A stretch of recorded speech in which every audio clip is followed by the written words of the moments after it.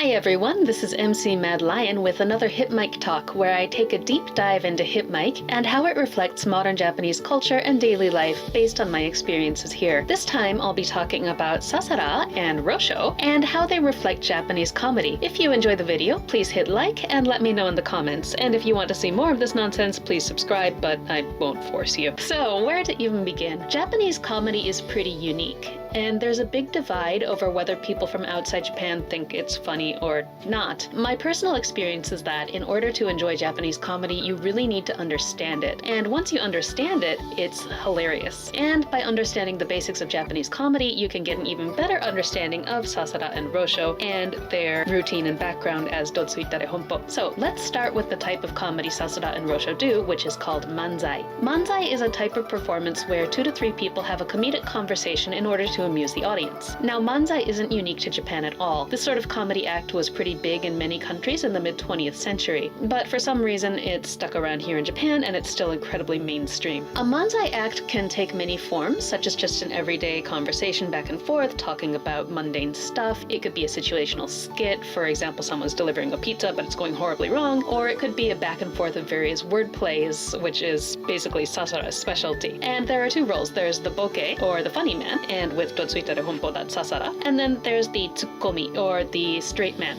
and that's Rosho. Now, the boke usually tells jokes or says ridiculous things, again, Sasara, and the tsukomi responds to the boke to get laughs. It's also not uncommon for the tsukomi to physically hit the boke to add an element of slapstick. That's why you'll sometimes hear Sasara tell Rosho that his comedic responses hurt. He means that literally because Rosho is going smack because Sasara is being a dumbass. So in Dotsuitare Honpo, Sasara is the boke and Rosho is the tsukomi. Just as a fun little note, their name Dotsuitare Honpo comes from a term dotsuku, which means to smack or to hit someone, and there's a whole drama track about how they got their name. What was it? It was the one about the haunted house, where Sasara says, "Why are you constantly hitting me?" And why are you always dotsukuing?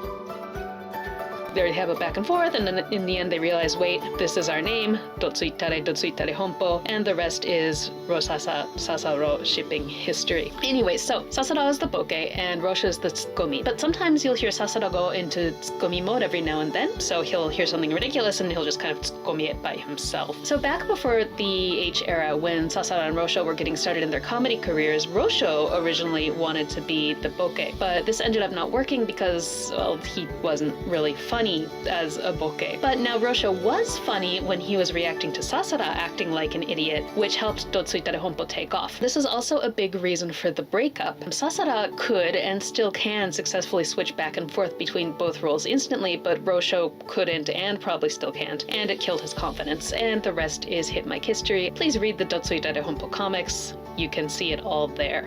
Now, bringing this back to reality, manzai breakups are also a real thing. Manzai groups break up all the time for various reasons. They just aren't popular, the group members want to do something different, they want to work with someone else, they want to work on their own, one of them got into legal trouble, cue the cop and cue the lawyer, and so on. So there are a lot of different reasons. After that, it's common for comedians to take the same route that Sasara did, where they become a solo comedian or a pingeni. And other options include finding a new partner in comedy, read Dawn of Divisions, or just leaving the industry altogether, like Rosho did, and that's why he is now a math teacher. So one more fun little thing to end this segment. One time I looked up the word manzai in a dictionary just to see if there was a good way to say it in English, and it gave me the translation comic dialogue. So that's where we get mad comic dialogue from. We get Samatoki's mad and Sasara's manzai comic dialogue, mad comic dialogue, and it fits together pretty well. Well done, writers. I guess we use the same dictionary when we're trying to figure out how do you say manzai in English. Now let's move on to the comedy industry itself and what it has to do with Osaka and Dotsuitare Honpo. So in Osaka and Kansai in general, comedy is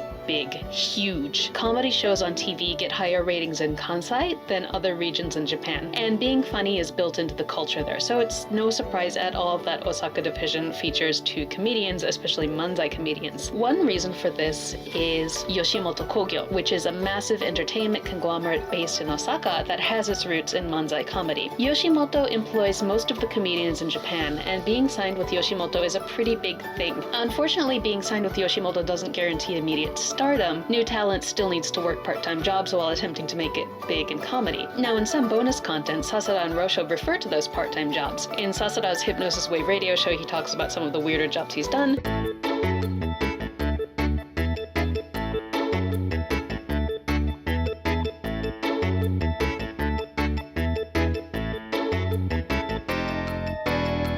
And Rosho also mentions that he's working part-time while going to school and also trying to be a comedian in that Dotsuitara Honpo bonus track, the Haunted House one. So that's very true to life for these guys. And for those looking to become professional comedians, Yoshimoto Kogyo operates something called New Star Creation, which is shortened to NSC. And this is an academy for raising new comedic talent for future fun and, of course, profit. It's expensive to attend, but it's one of the best ways to attempt to get your foot in the door of the highly competitive comedy industry. Aside from that, attending an academy like NSC helps young comedians learn the ropes of the entertainment industry and understand what makes people laugh. It also helps them find people to work with if they're not going to go solo. Guess where Sasara and Rosho met? At comedy school. So this is another way Sasara and Rosho reflect real comedians and their journeys. The Yoshimoto factor is also present in Sasara's solo, Tragic Transistor. When it launched, there were a lot of jokes in English fandom about clown music, and Sasara's a clown and he has clown music in his solo. And yes, Sasara is a clown. He is definitely a clown. I will not deny the fact. In fact, I strongly promote calling him a clown because he's a clown. But that music, that's a shout out to Yoshimoto and Osaka comedy in general, because it's the theme song for their Shinkigeki comedy troupe. The Yoshimoto Shinkigeki comedy troupe has been around since 1933, and it's a long-standing symbol of comedy in Osaka. The song you hear,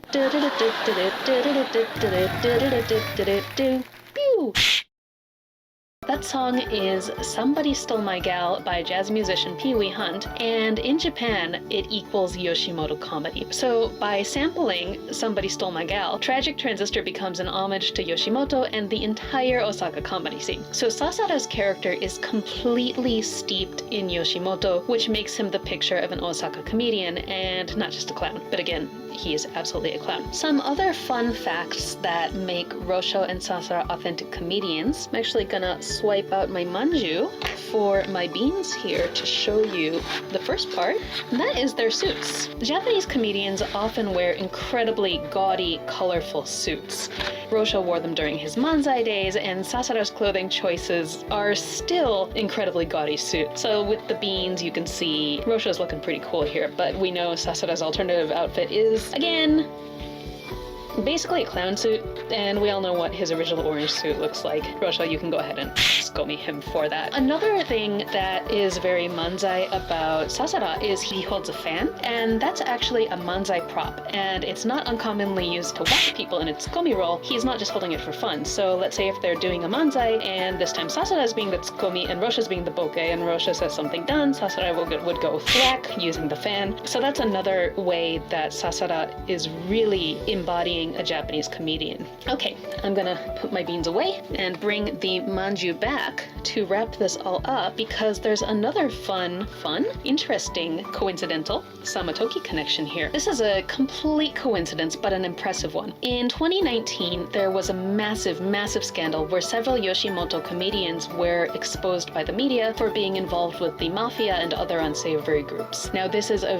very big no-no, and ended up with one comedian being fired, several others leaving the agency or going on hiatus. One of those who went on hiatus never came back, and his manzai group ended up breaking up because he started this YouTube channel and his partner, basically they just went in completely different directions, and it was this huge scandalous breakup, and it was on TV, and they had a TV show, and what's going to happen to the TV show, and it was on the radio, and there was even a tearful press conference where two of the most famous comedians involved in this confessed their sins before they went on hiatus, and it was a really big deal. Now, what's the hit mic link? Well, Sasara used to hang out with Samatoki. And Samatoki is a young mafia boss, and they were mad comic dialogue together. They were working together for a long time. Now, maybe in the Hit Mike world nobody cares, and probably they don't because mad comic dialogue were pretty well known. But if this were the real world, Sasara would be in pretty hot water for hanging out with a young mafia boss. Life reflects art, art reflects life.